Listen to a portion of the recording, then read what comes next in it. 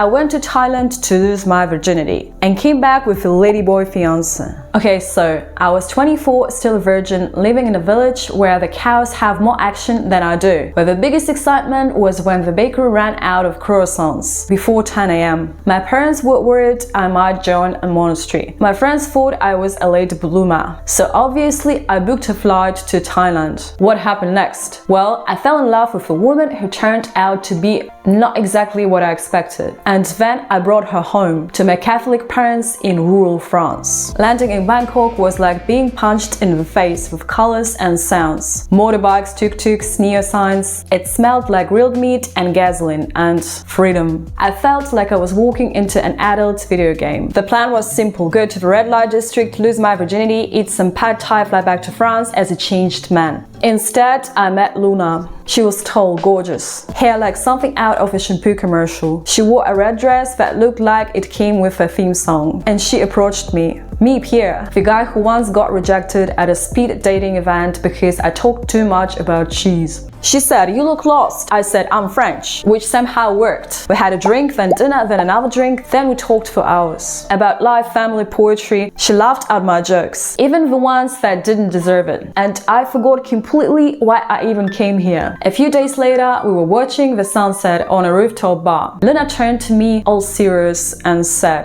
"There's something I have to tell you." My first thought was, she is married.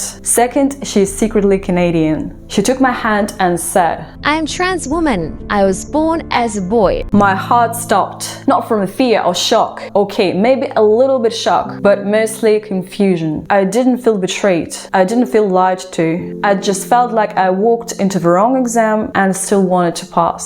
She looked at me like she was bracing for me to run. I didn't, because honestly, I didn't care. I liked her a lot. And that didn't change. So we kept seeing each other. And what was supposed to be a week in Thailand turned into a month of markets, beaches, karaoke nights, and the worst sunburn of my life. By the end of it, I was full in love. And I did something completely insane. I asked her to come home with me. Now imagine introducing your ladyboy girlfriend to your ultra-traditional parents in a village with 3 cows, 2 tractors, and 1 communal brain. We arrived in winter. The whole village looked like a postcard from 1954.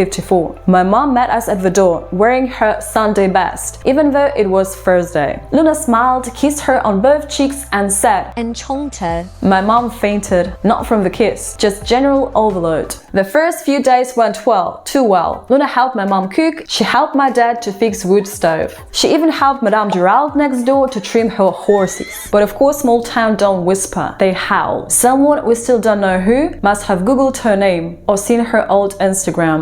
One night at dinner, my mom asked in the most delicate French way possible, "Is there something unusual about Luna?" Luna held my hand. I cleared my throat and I told them. Silence. Folks froze in mid-air. My dad blinked like he just swallowed a wasp. My mom turned the color of uncooked dough. Then my grandmother, who had been quietly dipping her bread into soup like nothing has happened, looked up and said, "Well, she's lovely. Good choice, kid." It was it. No drama, no lecture, just a smirk and another bite of soup. Just like that, it was over.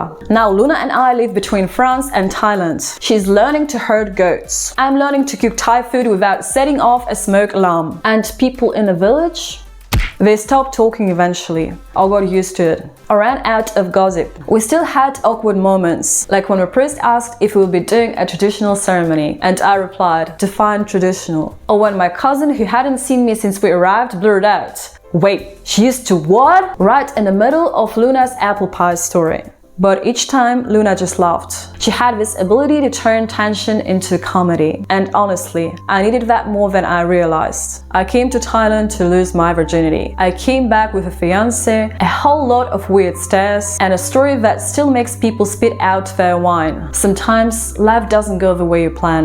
It goes better, weirder, but better. Love is weird. That's why it's fun. Hit like if you believe every love story deserves a chance. Subscribe for more unexpected confessions from around the world.